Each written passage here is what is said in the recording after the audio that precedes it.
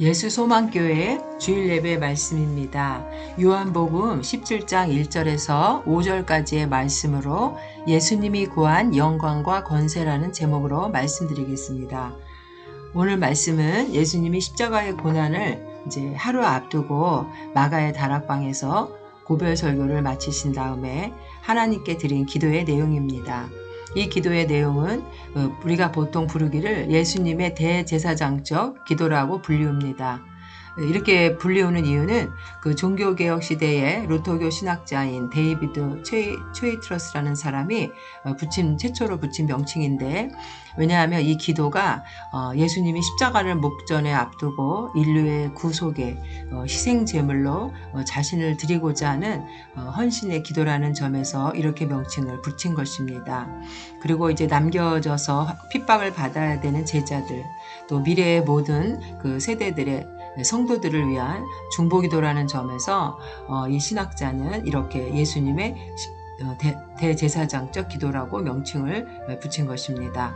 예수님께서는 하나님과 그 인간 사이에 서서 자신을 인간과 하나님의 중보자로, 인간의 죄 대신 자신의 몸을 하나님께 드림으로, 또 인간에게는 죄인된 그들을 대신해서 자신을 몸을 찢어서 죽인 그 하나님의 사랑을 증거하는 것으로서 우리의 중보자가 되어주셨던 것입니다.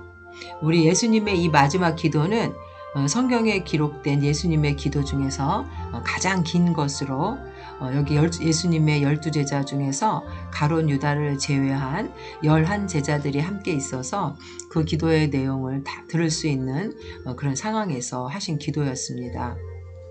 결국 예수님이 오늘 기도하신 이 내용은 예수 자신의 그 성자 하나님의 영광을 구하는 기도와 또 성부 하나님의 그 영광을 구하는 그 기도였다는 것입니다.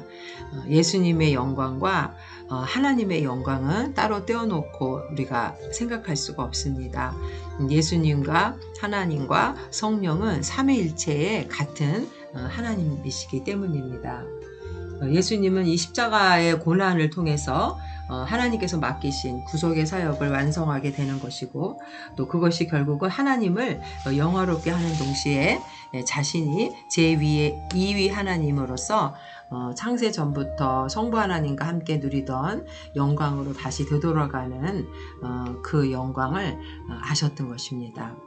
예수님은 근본 하나님의 본체이시지만 하늘 영광을 버리고 인류 구원을 위해 오신 성자 하나님이라는 것을 오늘 말씀을 통해서 우리에게 알려주시고 계십니다. 요한복음 17장 1절에서 5절까지의 말씀.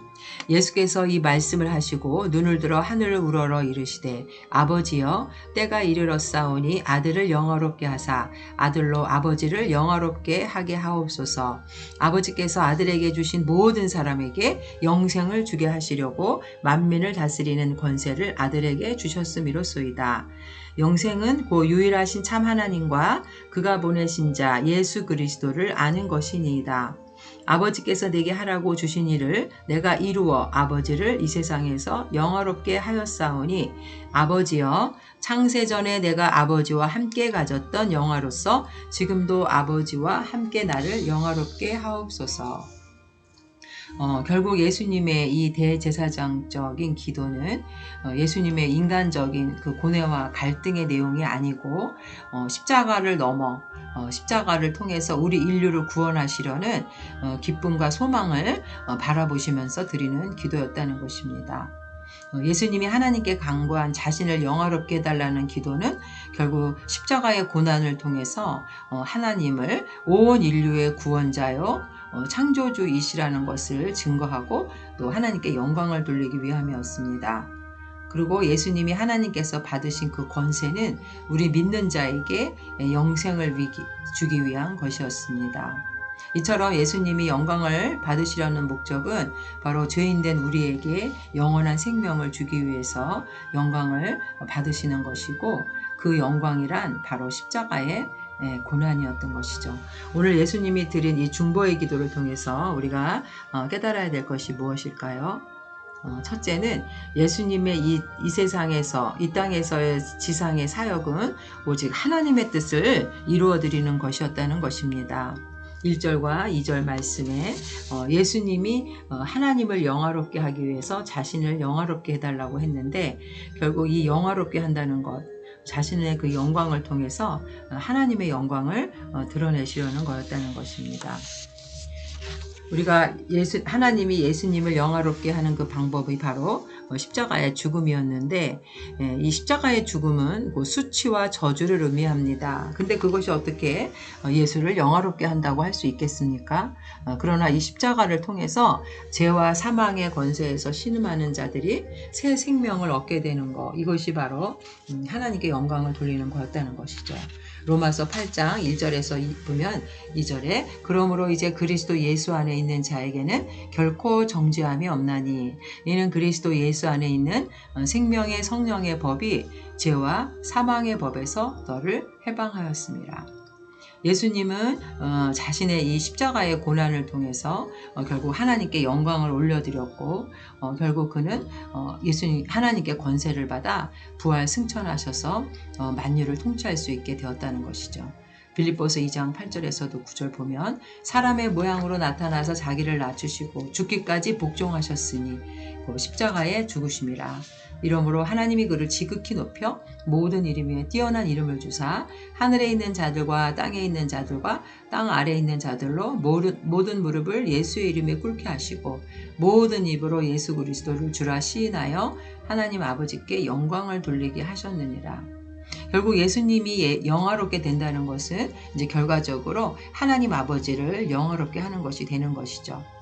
왜냐하면 예수님의 십자가를 통해서 하나님은 구속받은 인간들로부터 영광을 받게 되는 것이고, 하나님이 어떠한 분인지 하나님의 자비와 진리가 드러나게 되기 때문입니다.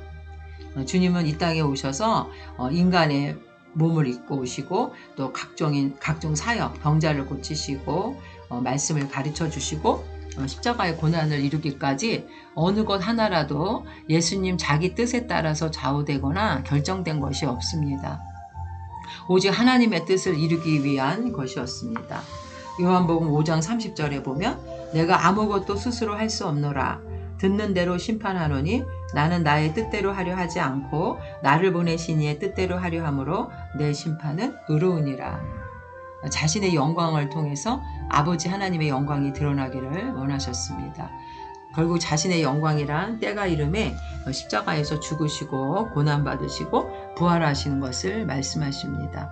결국 이러한 사역은 결국 아버지께 영광 돌리기 위해서 자신은 십자가의 고통을 당해야만 했던 것이죠. 마태복음 27장 54절에도 백부장과 및 함께 예수를 지키던 자들이 지진과 그 일어난 일들을 보고 심히 두려워하여 이르되 이는 진실로 하나님의 아들이었도다 하더라.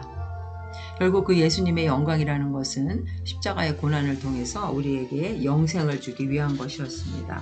여기서 요한복음에서 나오는 영생은 다른 그 공간복음 마태, 마가, 누가에 나오는 영생과 개념이 좀 다르게 되어 있는데, 마태와 마가, 누가에서는 이 영생을 죽은 다음에 사후에 얻을 미래적인 영원한 생명으로 나타냈는데 반해서 요한은 이 영생이라는 것은 미래에 주어진다기보다는 현재에서 누리는 것을 영생이라고 말했습니다. 왜냐하면 요한복음 5장 24절에 내가 진실로 진실로 너희에게 이르노니 내 말을 듣고 또 나 보내신 이를 믿는 자는 영생을 얻었고, 이미 얻었다는 거죠. 심판에 이르지 아니하나니 사망에서 생명으로 옮겼느니라. 예수님을 믿는 순간에 우리 안에 성령이 오셔서 영접하게 되고 하나님의 영이 우리 안에 임할 때 우리는 이미 영생을 소유한 자가 된다는 것입니다. 그래서 그 영생을 얻는다는 것은 사후에 우리의 생명이 영원히 지속되는 그 양을 말하는 것도 물론 그 의미가 있지만, 여기 요한복음에서 더 강조하려는 것은 영생을 얻는다는 것은 이 생명의 질을 말합니다. 요한복음 1장 4절에 그 안에 생명이 있었으니 이 생명은 사람들의 빛이라. 하나님의 생명을 함께 나눈다는 것을 의미하면서 여기서 영생은 우리가 사단의 종으로 살다가 정말 예수님을 영접함으로 예수의 영이 우리 안에 들어올 때 우리의 삶이 변한다는 겁니다. 주님과 함께 동행하면서 주님이 주시는 평안과 기쁨을 이 세상에서 누리고 산다는 것. 그것이 바로 영생이라는 것이고 영생을 얻었다는 것이라고 사도 요한은 말하고 있습니다. 그리고 그것은 또 예수 그리스도를 아는 것이다. 영생은 아는 것이다. 그래서 진정한 생명에 대한 지식은 그냥 지식적으로만 아는 것이 아니라 하나님과의 관계 속에서 소통 속에서 친밀한 관계로 우리가 알아가는 것이죠. 여기서 예수님께 만민을 다스리는 권세를 주셨다는 것은 바로 예수가 영생을 주는 그 권세가 있다는 것입니다. 그래서 예수님이 가지신 이 권세는 순종하지 않는 자들에게는 진노가 머물러서 심판을 받도록 하는 권세도 포함하는 권세죠. 이렇게 모든 인류를 영원한 작정적인 선택 속에서 구분하는 권세가 하나님으로부터 예수님에게 주어진 권세입니다. 그래서 요한복음 3장 36절에도 아들을 믿는 자에게는 영생이 있고 아들에게 순종하지 아니하는 자는 영생을 보지 못하고 도리어 하나님의 진노가 그 위에 머물러 있느니라. 그리고 이 예수님에 대한 권세는 그 누구도 막을 수 없는 권세입니다. 요한복음 10장 28절에도 내가 그들에게 영생을 주노니 영원히 멸망하지 아니할 것이요 또 그들을 내 손에서 빼앗을 자가 없느니라. 영생을 얻은 자들은 예수님이 주신 그 영원한 생명에서 우리를 빼앗아갈 자가 아무도 없다는 것입니다. 그래서 우리가 인간이 추구해야 될 가장 최고의 가치는 바로 영생을 얻는 것입니다. 그리고 이 영생은 요한복음 17장 3절에도 영생은 곧 유일하신 참 하나님과 그가 보내신 자 예수 그리스도를 아는 것이다. 여기서 아는 것이다라는 단어는 기노스코신이라고 현재 시제 가정법으로 계속해서 알아가야 하는 그런 시제로 쓰여졌습니다. 영생이라는 것은 인간이 우리 가질 수 있는 지식적인 지식으로만 아는 그 영생이 아니라 하나님과의 교제 속에서 인격적이고 영적인 친밀한 교제로 계속 알아가는 거예요. 사랑 가운데서. 그래서 여기서는 시제를 현재 시제 가정법으로 쓰고 있습니다. 주님을 계속해서 소통하고 사랑함으로 교제하고 알아갈 때 우리는 주님의 뜻에 순종하기를 힘쓰게 되고 예수가 바로 하나님이 인간과 중간에 세운 중보자 그리고 우리의 왕이라는 것을 알아서 우리는 우리의 영혼의 구원을 위해서는 그분이 없으면 안 된다는 것, 주님 때문에 우리가 구원을 얻을 수 있다는 것을 그 진리를 깨달아 알 수 있다는 것입니다. 그래서 이렇게 예수가 누구신지를 안다는 것, 이 영생은 지식을 떠나서 소통과 교제로 우리가 계속해서 알아가야 된다는 것이죠. 우리가 시편 25편 14절에도 여호와의 친밀하심이 그를 경외하는 자들에게 있으며 그의 언약을 그들에게 보이시리라. 주님과 친한다는 것은 주님의 뜻을 깨닫는 것이고 주님의 뜻을 아는 것이죠. 그래서 아브라함에게도 하나님께서는 소돔성의 멸망을 알리셨습니다. 그 다음에 두 번째로 예수님께서 가지셨던 그 영광은 그 인간이나 다른 어떤 것으로부터 주어진 것이 아니라 창세 전에 이미 하나님과 함께 소유했던 하나님의 아들로서의 영광이라는 것이죠. 4절과 5절 보면 아버지께서 내게 하라고 주신 일을 내가 이루어 아버지를 이 세상에서 영화롭게 하였사오니 아버지여 창세전에 내가 아버지와 함께 가졌던 영화로서 지금도 아버지와 함께 나를 영화롭게 하옵소서. 창세전이라는 것은 바로 이제 예수님이 그 하나님과 함께 제2위 하나님으로 하나님과 함께 하셨다는 것입니다. 그래서 예수님은 바로 하나님과 동일한 본체의 존재라는 것을 여기서 말씀해주고 있는 것이죠. 그래서 예수님이 자신이 그 창세전에 성부 하나님과 더불어 누렸던 영화를 되찾게 해달라는 기도입니다. 우리는 이 땅에 오신 성자 예수, 성자 하나님을 통해서만 성부 하나님을 알 수 있는 그 지식을 깨달을 수 있습니다. 요한복음 14장 6절에도 또한 예수는 하나님과 하나이시다. 요한복음 10장 30절에 나와 아버지는 하나이시다 하며 결국 예수님은 이 세상이 생겨나기 전에 아버지와 함께 계심으로 그 영화를 누리신 분이므로 모든 만물이 예수님에게 기원을 두고 있다는 것입니다.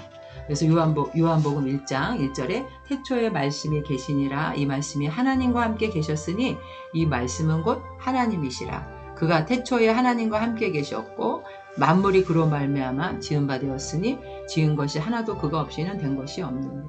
예수님은 이 세상에 존재하기 전부터 영원 전부터 하나님 가까이에서 하나님과 함께 계셨던 유일한 분이라는 것을 나타내주고 있습니다. 요한복음 1장 18절에도 본래 하나님을 본 사람이 없으되 아버지 품속에 있는 독생하신 하나님이 나타내셨느니라. 결국 예수를 아는 것이 하나님을 아는 것이죠. 그러나 유대 종교 지도자들, 다수의 유대인들은 스스로 자신들이 하나님에 관한 많은 지식을 갖고 있다고 우겼지만 실제로 하나님을 바로 아는 이들이 많지 않았던 것입니다. 왜냐하면 그들은 하나님을 아는 통로이자 그분에게 이르는 유일한 길이 바로 예수님이라는 것을 몰랐고 바로 예수님을 믿지 않고 거부했기 때문입니다. 영생은 아들이신 예수 안에 있기 때문에 아들이 있는 자에게 영생이 있고 아들이 없는 자에게는 영생이 없다고 요한일서 5장 11절과 12절에 말씀하고 있습니다. 또 증거는 이것이니 하나님이 우리에게 영생을 주신 것과 이 생명이 그의 아들 안에 있는 것이니라. 아들이 있는 자에게는 생명이 있고 하나님의 아들이 없는 자에게는 생명이 없느니라. 제2위 되시는 성자 하나님은 예수님이죠. 자신의 영광을 취하려고 오신 분이 아니라는 겁니다.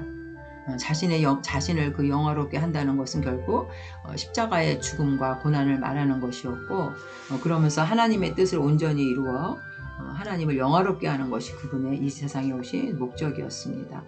그리고 하나님을 영화롭게 한다는 그 의미는 예수님이 십자가 고난을 통해서 믿는 자에게 영원한 생명을 주시고 죄와 사망의 권세에서 우리를 해방시켜 믿는 우리가 하나님께 영광을 올려드리기 위해서 예수님은 영생을 주셨다는 것입니다.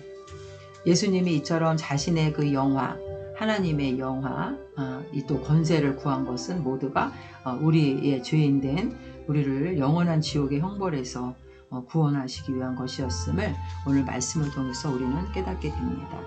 결국 우리가 이 세상에 살면서 우리가 구하는 영광, 우리가 만약에 구하는 권세는 무엇인지, 정말 하나님이 나에게 주신 그 사명, 그것이 결국 하나님의 영광을 위한 것인가?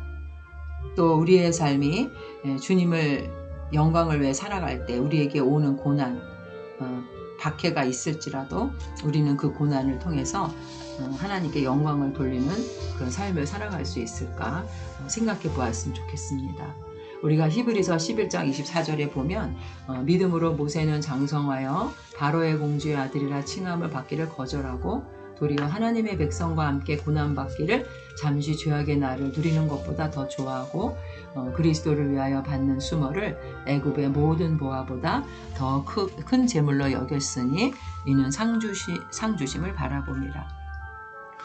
모세의 삶은 그 애굽의 거대한 권력과 왕자로서의 지위를 버리고 하나님이 주신 그 사명을 감당하기 위해서 그는 잠시 죄악의 낙을 누리는 것보다 주님의 상주심을 바라보며 고난 가운데 살았습니다.